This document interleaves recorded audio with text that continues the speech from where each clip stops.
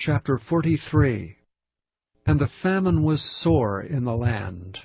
And it came to pass, when they had eaten up the corn which they had brought out of Egypt, their father said unto them, Go again, buy us a little food.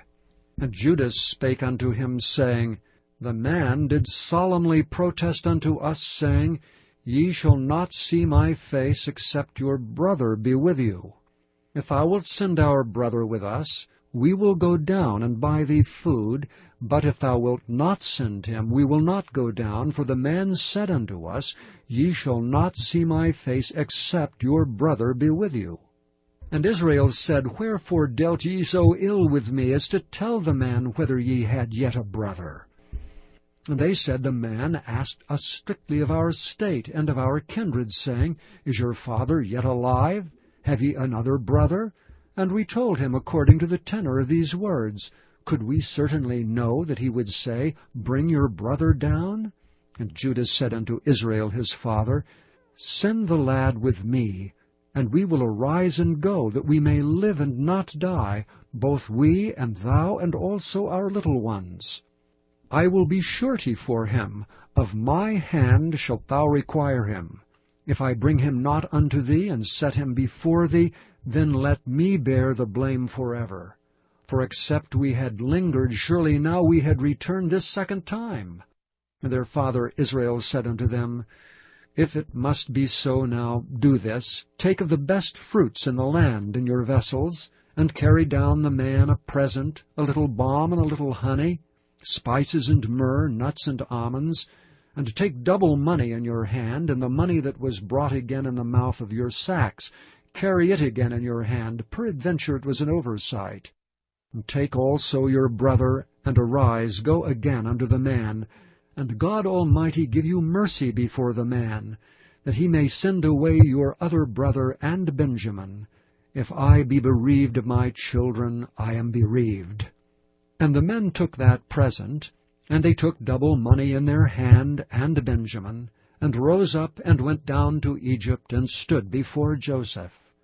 And when Joseph saw Benjamin with them, he said to the ruler of his house, Bring these men home, and slay, and make ready, for these men shall dine with me at noon. And the man did as Joseph bade. And the man brought the men into Joseph's house.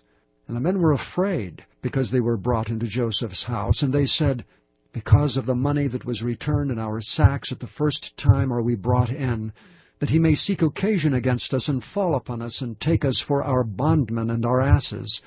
And they came near to the steward of Joseph's house, and they communed with him at the door of the house, and said, O sir, we came indeed down at the first time to buy food. And it came to pass, when we came to the inn, that we opened our sacks, and behold, every man's money was in the mouth of his sack, our money in full weight, and we have brought it again in our hand.